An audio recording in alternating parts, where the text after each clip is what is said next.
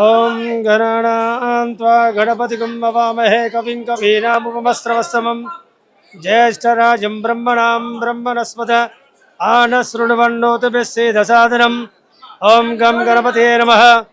భక్తమాశయులకు విజ్ఞప్తి, కొరివి గ్రామములో వేంచేసి ఉన్న శ్రీ భద్రకాళి సమేత వీరభద్రస్వామి దేవస్థానం, కొరివి మండలం, మహబూబాబాద్ జిల్లా.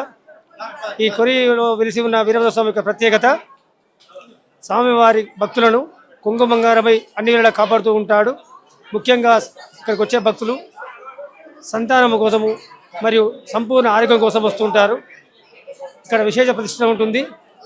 ప్రతి మాఘమాసంలో మాస శివరాత్రి రోజు స్వామివారి కళ్యాణ మహోత్సవం, మహాశివరాత్రి రోజు కళ్యాణ మహోత్సవం అతి వైభవంగా జరుగుతుంది. అది మొదలుకొని అంకురార్పణ మొదలుకొని 16 రోజుల వరకు ఈ జాతర నిర్వహించబడుతుంది.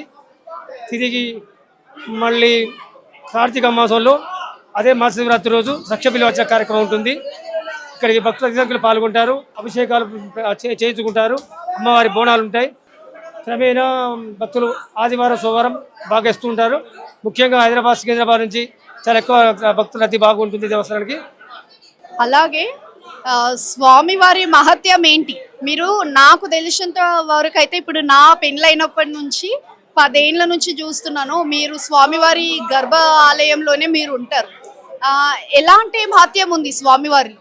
అమ్మ, ఇక్కడ నేను స్వామివారి వంశం పారంపర్య అర్చకులు. నేను ఇక్కడ పేరు పెనుగొండ అనిల్ కుమార్. ఇక్కడ స్వామివారికి భక్తులు తలస్నానం చేసి తడి బట్టలతో 11 లేదా 21 లేదా 51 లేదా 101 లేదా 105 పరీక్ష చేస్తారు.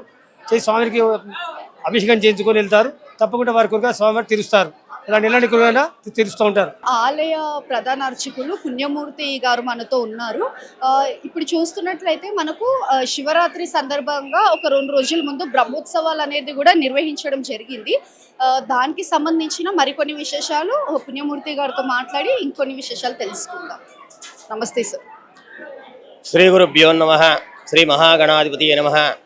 మహాసరస్వత్యే నమః. గురుబ్రహ్మ గురుర్విష్ణు గురుదేవో మహేశ్వరః. గురు సాక్షాత్ పరబ్రహ్మ తస్మై శ్రీ గురవే నమః. భద్రకాళి సమేత వీరభద్రస్వామి దేవస్థానం, కురవి గ్రామము మరియు మండలం, కురవి జిల్లా, మహబూబాబాద్, తెలంగాణ రాష్ట్రం. ఈ యొక్క ఆలయము 850 శతాబ్దం లోపల తూర్పు చాణక్యుల కాలం లోపల ప్రతిష్ఠించబడినది. తర్వాత కాకతీయుల కాలం లోపల పునరుద్ధరణ గావించి ఈ కొరవిని రాజధానిగా చేసుకొని పరిపాలించినట్టు చరిత్ర ఆనవాళ్ళు ఉన్నవి. ఈ యొక్క స్వామి శైవాలయం కాబట్టి, శివుడి యొక్క సంభూతుడు కాబట్టి, శివుడి యొక్క అంశలో ఉన్నటువంటి వీరభద్రస్వామి, భద్రకాళి సమేత వీరభద్రస్వామి దేవాలయం శైవ క్షేత్రం. తెలంగాణనే కాదు, ఇండియా, భారతదేశం మొత్తం లోపల ప్రసిద్ధిగాంచినటువంటి శైవ క్షేత్రం. ఈ యొక్క ఆలయం ప్రతి మహాశివరాత్రి సందర్భంగా సప్తాహ్నిక దీక్షానుసారంగా ఈ యొక్క బ్రహ్మోత్సవాలు కార్యక్రమాలు నడుస్తాయి. నిన్న అనగా శనివారం నాడు 14వ తారీఖు నుండి మొదలు మార్చి 1వ తారీఖు వరకు స్వామివారి యొక్క బ్రహ్మోత్సవాలు కార్యక్రమాలు నడుస్తాయి.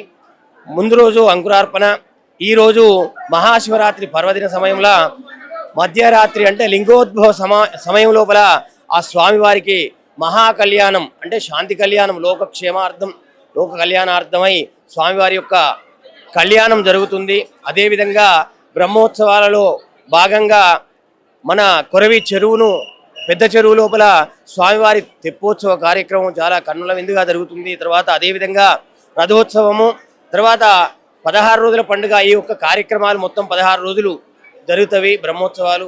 ఈ యొక్క ఆలయము సంతానం లేని వారికి సంతానము, తర్వాత ఇంట్లో ఆరోగ్య బాధలున్నా, ఎలాంటి సమస్య ఉన్నా స్వామివారికి మొక్కినంత మాత్రాన కొంగు బంగారంగా ఉన్నటువంటి కొరివి వీరభద్ర స్వామిగా వెలిసి భక్తుల పాలిట కల్వవృక్షంగా ఆ స్వామికి మొక్కినంత మాత్రానే సమస్తమైనటువంటి సమస్యలు తొలగిపోతాయి. సంతానం లేని వారికి సంతానము, ఆరోగ్య బాధలు లేని ఉన్నవారికి ఆరోగ్యం కూడా నయమవుతుంది. ఎలాంటి సమస్యలున్నా స్వామివారి యొక్క అనుగ్రహం వలన నెరవేర్త. ఈ యొక్క ఆలయానికి ఒక మన రాష్ట్రంనే కాకుండా యావత్ భారతదేశం లోపల ప్రతి రాష్ట్రం నుండి అనేకమైనటువంటి భక్తులు వస్తూ స్వామివారి యొక్క అనుగ్రహం కొరకు వస్తూ ఉంటారు. మన యొక్క భారతదేశమే కాక వేరే దేశాల నుండి కూడా స్వామివారికి వచ్చి ఆ యొక్క స్వామిని దర్శించుకునేటువంటి ఆనవాళ్ళు ఉన్నవి. కాబట్టి స్వామి యొక్క అనుగ్రహం కొరకు చాలామంది వస్తూ ఈ యొక్క మహాశివరాత్రి సందర్భంగా మహాకళ్యాణాన్ని తిలకించడానికి చాలా లక్షల మంది వచ్చి ఉంటారు. ఈ విధంగా స్వామి యొక్క అనుగ్రహం పొందడానికి ఈ యొక్క చుట్టుపక్కల వాళ్ళే కాకుండా అనేక రాష్ట్రాల వాళ్ళు వస్తూ స్వామి అనుగ్రహాన్ని పొందుతూ ఉంటారు. అలాగే స్వామి, ఇప్పుడు మనకు అన్న పూజ అనేది నిర్వహిస్తూ ఉంటారు. అన్న పూజ అనేది ప్రత్యేకత ఏంటంటారు? స్వామివారికి శైవాలయం కాబట్టి అన్న పూజ అంటే సమస్తమైనటువంటి ప్రాణకోటికి అన్నం జీవనాధారం.